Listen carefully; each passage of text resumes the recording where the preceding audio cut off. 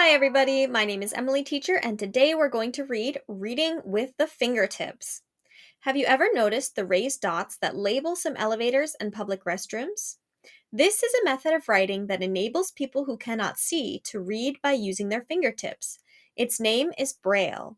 Let's discover how this form of writing came into use. First, we must learn about its inventor.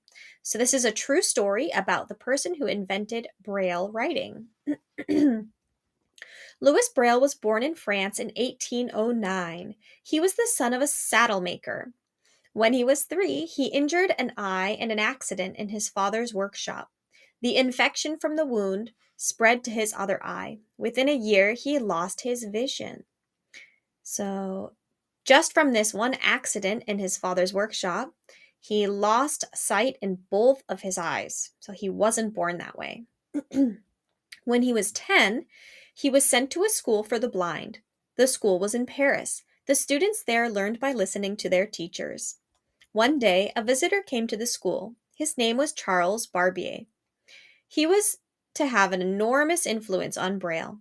Louis was then 12 years old. Barbier had invented a new way of writing. He had hoped the French army would adopt his method. This writing was designed to be used at night.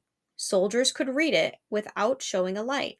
Barbier hoped the head of the school, whose students lived their lives in darkness, could use his way of writing.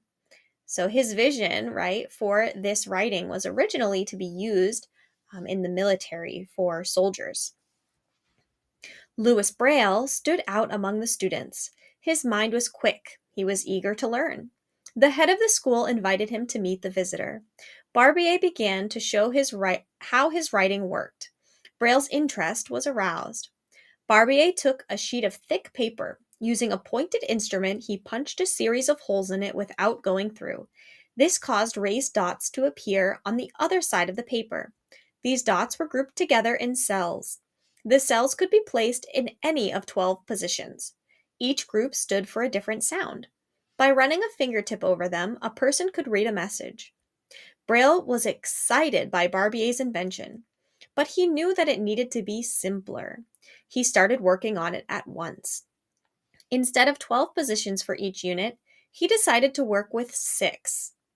This lets a reader make sense of the raised dots more quickly and easily. So 12 dots was a little too much, but 6 dots is much more easy to understand quickly. To understand Louis Braille's method, picture a dice with the 6 dots showing. Each of the 2 rows of 3 dots is going from top to bottom. The dots in Braille are formed in this pattern. A single raised dot in the top left position is the letter A. 2 dots, one at the top left and one at the center left, form the letter B. There are 63 ways to arrange these dots. That way, they can stand for other things besides the 26 letters of the alphabet. For example, a single dot at the center left is a comma. Braille remained at the school all his life. He taught there. He also helped to print books that used this method. He played the organ there, too. Braille was a very good musician. He showed people how to write music in Braille. Charles Barbier did not sell his method to the army, but he played a part in changing forever the way blind people read. Because of what he started and Louis Braille completed, people everywhere who cannot see are no longer limited by blindness. They can read from 100 to 200 words a minute. That is about the same speed as most people who use their eyes to read. Thank you for reading about Braille with me. We have links that are related to each story. If you would like the link for this video, you can find it down in the description below.